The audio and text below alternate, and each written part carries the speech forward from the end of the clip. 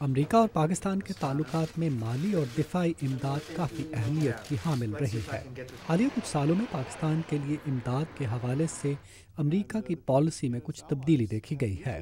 Carry Lugar bill کی منظوری کے بعد زیادہ تر امداد سویلین اداروں کو دی جا رہی ہے تاکہ پاکستان کے عام شخص کو اس امداد کا فائدہ پہنچے۔ مگر پچھلے کچھ ماہ سے پاکستان میں امریکی امداد کی افادیت کے بارے میں سوال اٹھائے جاتے ہیں۔ سابق امریکی سفارتکار اور تجزیہ کار بل مائلم کہتے ہیں کہ امریکی امداد کی افادیت کو جانچنا ابھی قبل از وقت ہے۔ ہماری امداد کو وہ اہمیت نہیں دی جاتی جو دی جانی چاہیے۔ لوگ کہتے ہیں کہ کیری لوگر بل کے تحت ملنے والی امداد کا کوئی فائدہ نہیں۔ یہ درست نہیں، کیونکہ کچھ امداد وہاں پہنچی ہے۔ اسے ابھی جانچنا مناسب نہیں۔ مجھے جو فکر ہے وہ پاکستان کی معاشی حالات ہیں، اور اس میں ہم کچھ مدد کر سکتے ہیں۔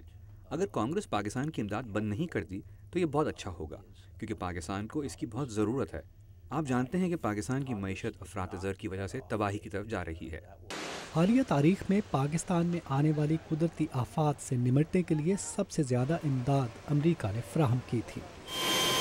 مگر اس کے علاوہ امریکہ کا امدادی ادارہ USAID پاکستان میں کئی ترقیاتی منصوبوں پر کام کر رہا ہے، جن کا مقصد عام لوگوں کو بنیادی ضروریات کی فراہمی ممکن بنانا ہے۔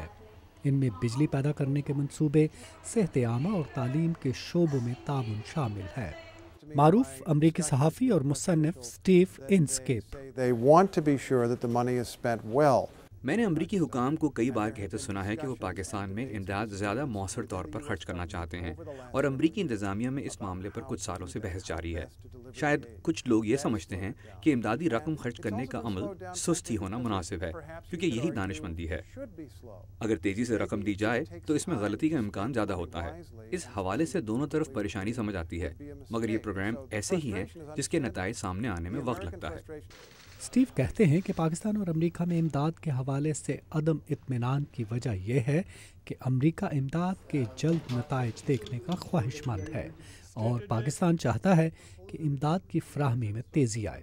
وہ کہتے ہیں کہ دونوں ممالک کو اس کے نتائج دیکھنے کے لیے کچھ وقت درکار ہوگا۔ ندیم یعقوب، اردو VOA، واشنگٹن۔